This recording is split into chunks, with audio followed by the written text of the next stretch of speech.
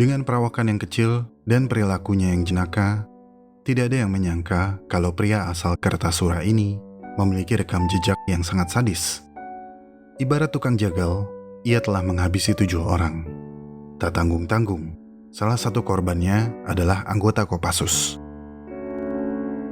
Pria itu adalah Yulianto, warga Keragilan, Pucangan, Kartasura, Kabupaten Sukoharjo, Jawa Tengah. Tetangga sekitar mengenalnya sebagai peternak kambing dan sapi. Tapi selain itu, ia memiliki keahlian lain, yaitu sebagai dukun pijat. Warga tidak menilai Yulianto sangat ahli memijat. Hanya kebetulan bisa saja. Kebetulan lainnya, Yulianto pintar bergaul dan mudah berbincang dengan siapa saja. Jadi banyak warga yang senang ketika diajak ngobrol sambil dipijat seadanya. Yulianto juga sering menjadi olok-olok warga karena sering berbicara tentang harta karun dan kerap mengajak warga sekitar untuk bersemedi agar mendapatkan harta karun. Yulianto sering bercerita kalau ia dan teman-temannya pernah sukses mendapatkan harta karun. Tapi warga tidak pernah mempercayainya karena kehidupan Yulianto begitu-begitu saja. Tapi meskipun demikian, mereka tidak memusuhi Yulianto. Ketika memijat, Yulianto dikenal dengan cerita-cerita jenakanya, komentar-komentar lucunya. Ia suka bercanda dan membuat orang yang dipijat menjadi senang. Pada suatu hari, seorang anggota Kopassus bernama Kopda Santoso merasa tubuhnya pegal-pegal. Maka datanglah ia ke rumah Yulianto untuk meminta dipijat. Kopda Santoso sudah biasa dipijat oleh Yulianto. Bisa dibilang sudah langganan. Tempat praktek Yulianto adalah rumahnya sendiri, yang tidak jauh dari markas Kopassus Grup 2 di Kandang Menjangan, Kartasura. Seperti biasa, sebelum dipijat, Kopda Santoso sempat berbincang dengan Yulianto. Topik pembicaraannya macam-macam. Tapi pada hari itu, tanpa ia sadari, ada perkataannya yang menyinggung Yulianto.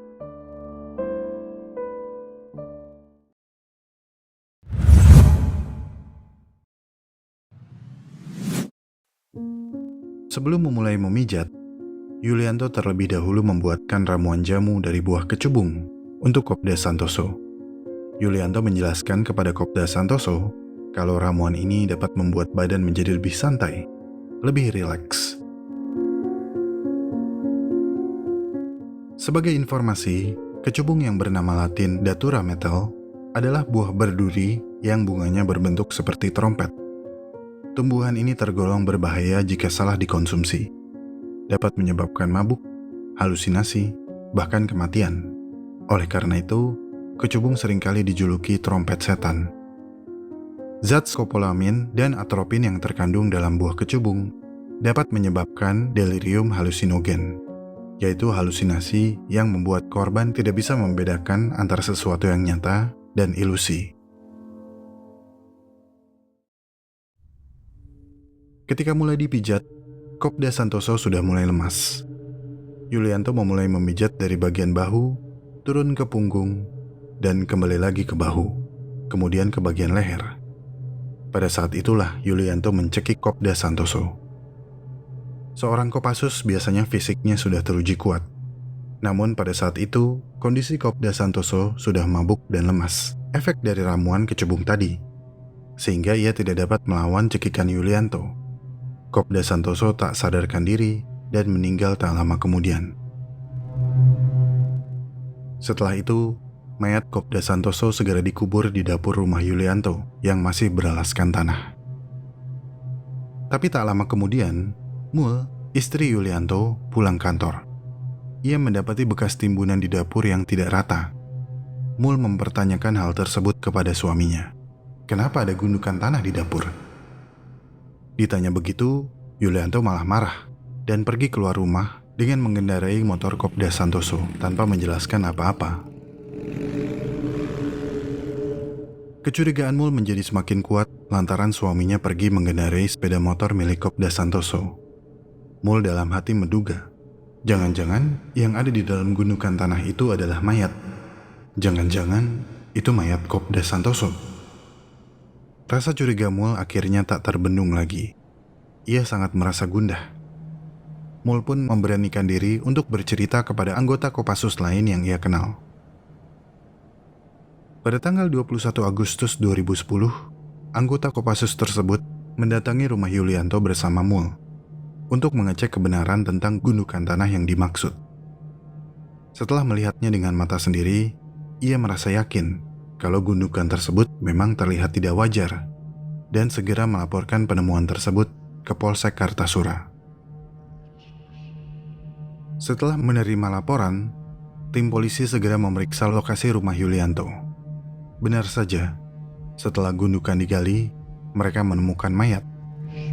Dan setelah diidentifikasi, polisi mengkonfirmasi itu adalah mayat dari Kopda Santoso.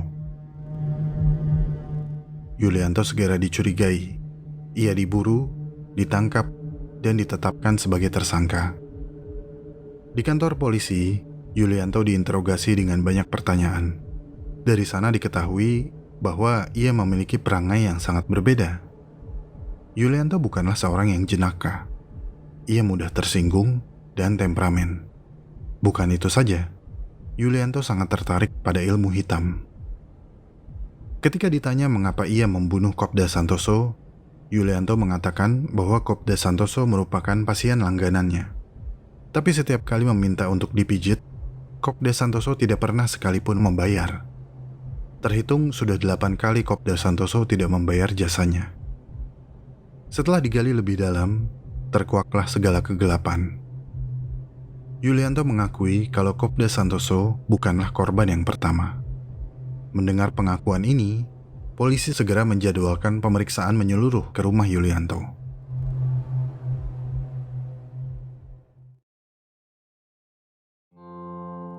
Keesokan harinya, pada tanggal 23 Agustus 2010, polisi kembali ke rumah Yulianto untuk mencari bukti-bukti lain.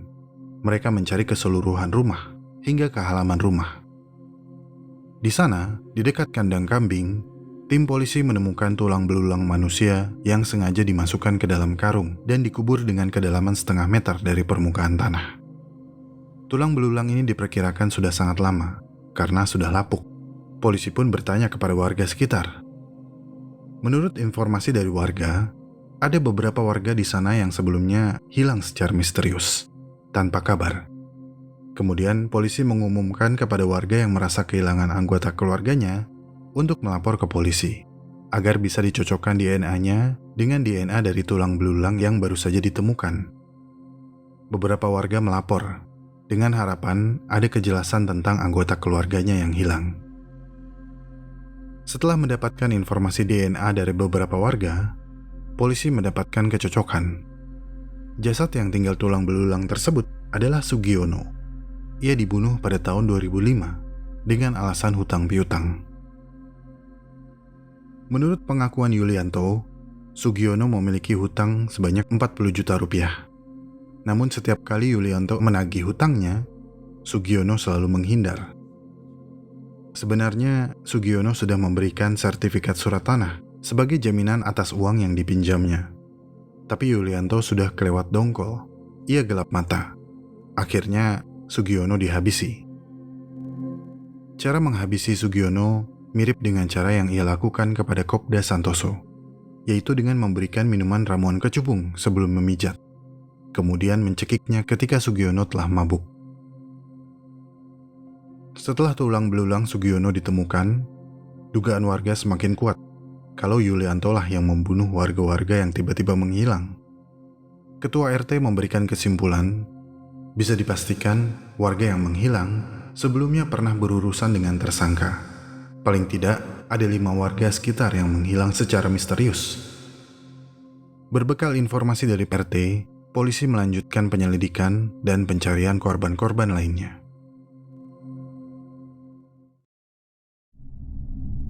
Pada tahun 1991, ketika Yulianto duduk di bangku SMA, ia memiliki pacar bernama Siti Aminah atau SA, seorang siswi berusia 19 tahun. SA merupakan korban pertama kebengisan Yulianto, karena pada saat itu SA diketahui tengah mengandung anak dari Yulianto. SA hamil di luar nikah. Ketika mengetahuinya pertama kali, SA mendesak Yulianto untuk bertanggung jawab dan menikahinya. Tapi Yulianto menolak dan menjadi kesal karena terus dimintai pertanggungan jawab. Sejak itu, Yulianto menjadi sering marah kepada SA. Suatu hari, menjelang kelulusan sekolah, Yulianto mengajak SA untuk pergi mendaki ke Gunung Merapi. SA senang saja, karena ia mengira Yulianto telah berubah. Tapi SA tidak tahu kalau Yulianto punya rencana lain. Setelah sampai pos terakhir, tepatnya di Pasar Bubrah, Yulianto membunuh SA di lereng gunung dan mengubur jasadnya di tempat yang sama. Kemudian, ia melanjutkan pendakiannya ke puncak Merapi. Tidak ada satupun yang tahu tentang kejadian ini sebelumnya. Pada tahun 2002, Yulianto memiliki wanita idaman lain, yaitu Siti Rusmina atau SR. SR adalah asisten rumah tangga seorang pengusaha rotan di daerah Surakarta. Meskipun saat itu Yulianto sudah berkeluarga, SR seakan dibutakan oleh cinta. Setelah lama berhubungan gelap, SR meminta kejelasan. Ia meminta Yulianto untuk menikahinya. Yulianto menjelaskan kalau itu adalah hal yang mustahil, karena ia sudah berkeluarga. Namun SR terus mendesak. Setiap kali bertemu, SR selalu menanyakan itu. Merasa kesal karena terus didesak, Yulianto kalap. Akhirnya, ia membunuh SR. SR dibunuh di daerah Manahan, Solo, dekat rumah majikannya. Pada tahun 2007, Yulianto menghabisi Suhardi, seorang teman ritualnya. Ia dibunuh saat sedang bersemedi di Gua Cermai, Bantul. Mayat Suhardi digeletakkan begitu saja di sebuah genangan air, ditindih dengan batu besar. Suhardi adalah perajin rotan yang cukup mapan, namun ia sangat tergila-gila untuk menjadi kaya. Pada suatu hari, Suhardi mendengar kalau Yulianto dapat membuat seseorang menjadi kaya hanya dengan bersemedi di Gua Cermai. Suhardi sangat tergiur untuk mengikuti ritual tersebut, apalagi ada iming-iming bonus harta karun. Yulianto juga mengaku menghabisi beberapa teman ritual lain. Pemicunya adalah kekesalan Yulianto yang selalu mengeluarkan ongkos setiap kali mereka bepergian ke tempat ritual.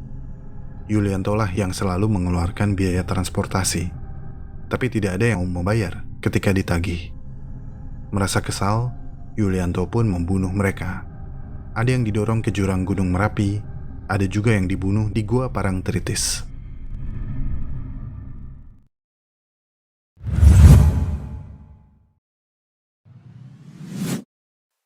Yulianto kini dikenal sebagai Jagal Kartasura karena ia sudah membunuh banyak orang. 7 orang menurut pengakuannya, tapi mungkin lebih. Siapa yang tahu?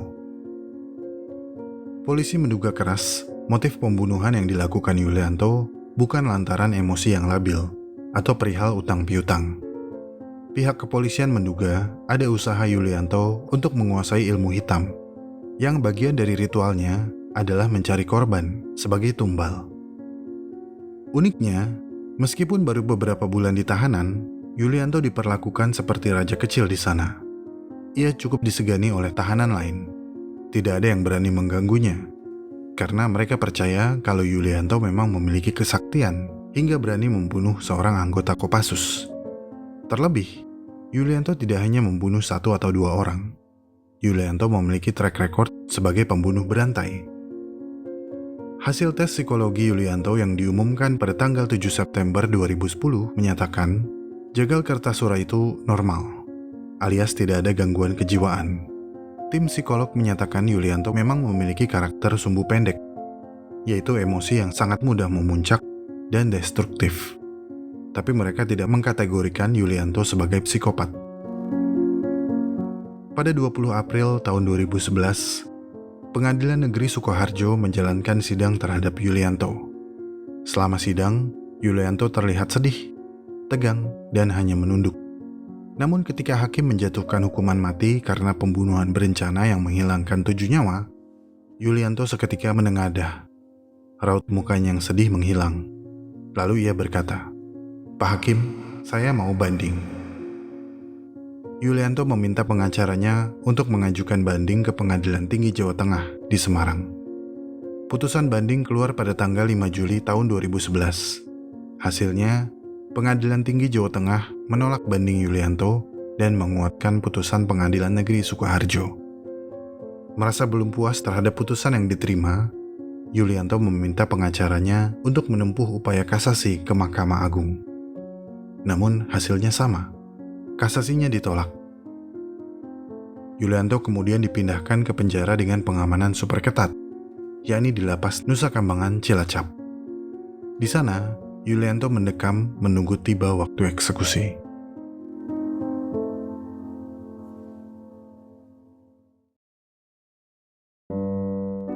Sebelumnya, saya ingin mengucapkan belasungkawa bagi korban dan keluarga yang ditinggalkan. Kita bisa mengambil benang merah dari kisah Yulianto tentang bagaimana pengaruh mistis di Indonesia masih terlalu kuat dan tentang bagaimana bersosialisasi. Pengaruh mistis mungkin akan sulit hilang karena budaya kita masih mendukung. Tapi setidaknya, kita bisa lebih baik lagi dalam bersosialisasi. Karena kita tidak bisa menakar kadar emosi seseorang. Kita tidak tahu isi hati seseorang. Mungkin hal yang menurut kita sepele, ternyata sangat berarti untuk seseorang. Mungkin ini akan terdengar naif. Tapi kalau bisa, usahakanlah untuk selalu berbuat baik. Dan untuk yang memiliki hutang, segeralah dibayar. Karena seperti yang saya sebutkan barusan, bisa saja karena uang yang jumlahnya tidak seberapa, nyawa akan melayang. Terima kasih sudah mendengarkan, sampai ketemu di kisah selanjutnya.